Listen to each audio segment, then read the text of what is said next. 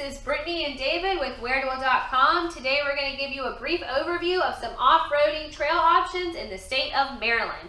How we're going to do it is we're going to break it up west of Baltimore and east of Baltimore. So Dave, for those of the Maryland wheelers that live west of Baltimore, what kind of options do they have to get off the pavement? Alright, so looking west of Baltimore, we've got to look at the most northern part of the state and then west. So northwest. Yep, northwest over by Cumberland, Maryland, and it looks like Frostburg, Maryland. We have St. John's Rock ORV Trail. Now, this was created by the Maryland Department of Natural Resources specifically for off-roaders.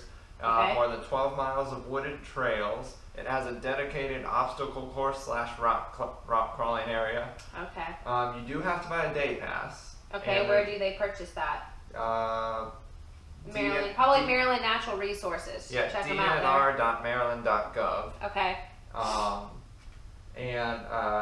It's all daytime wheeling, no nighttime wheeling. Okay, There's camping provisions available, so you can camp there. Okay. But yeah, so this is a dedicated spot that the state of Maryland has created for off-roaders. So, very cool. Yeah, good on them. Lots of rock crawling. So, you know, those of you that, you know, a lot of the camps divide into mud and rock. So those that are on the rock camp, sounds like a good place to go check out. And again, that's called St. John's Rock ORV Trail. St. John's Rock, okay. Alright, so then we're moving a little bit more east, probably about 100 miles east towards Frederick, Maryland. We have the Frederick Watershed area.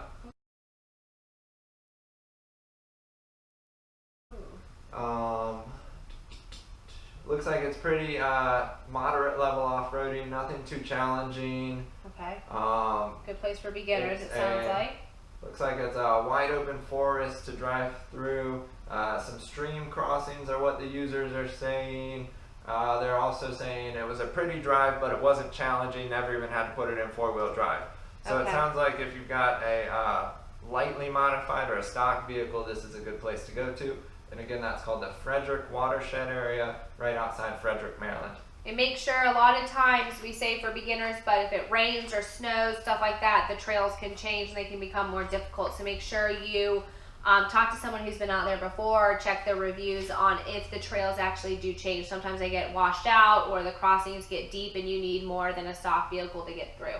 Yep. So is that all we have for our Western Maryland wheelers? Yeah, so those are the trails in Western Maryland. There's a lot in Northern Virginia and also over in West Virginia there's...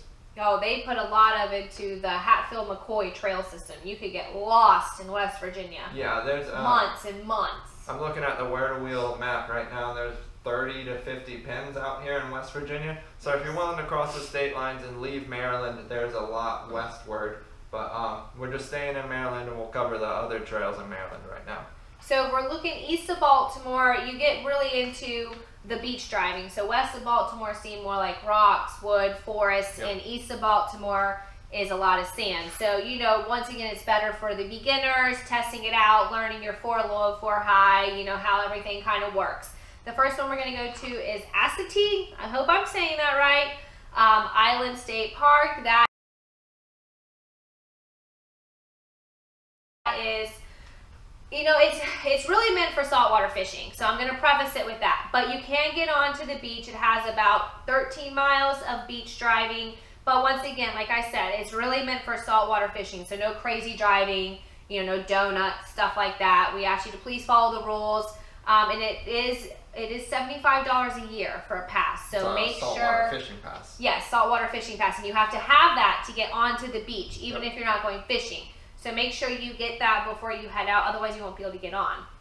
And just north of that, near Ocean City, Maryland, you have the Delaware Beach Access, which is kind of the same thing. It's still meant for saltwater fishing, but it has 25 miles of beach driving. So a little bit more than Assateague, you know. So if you're east of Baltimore, you're really looking at, you know, not as intense, kind of more sand, you know, a little more play than actually challenging trails. And we also do want to mention, if you haven't heard of this before, which if you're an off-roader male, and I find it very hard to believe, but there's an amazing event that is held in Ocean City, Maryland every August. It's usually the last weekend or the second to last weekend of August, and it is called the Ocean City Beach Week. They've been doing it for a number of years now. We've gone a few times. Thousands of Jeeps come. There's Jeep clubs and organizations from Delaware, Pennsylvania, New York, New Jersey, Virginia. A lot of the East Coast comes to this one. They have a great event.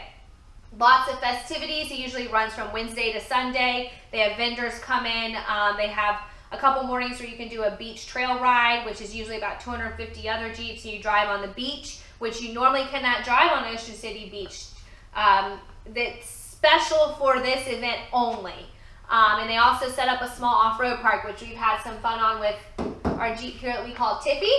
Log bridges, rock climbs, some teetering obstacles. A little bit of mud. Yeah, a little bit of mud. There's a little trail you can do. So they kind of keep you busy for the week. It's great time. It's a lot of fun. So make sure to check that out if you haven't heard of it.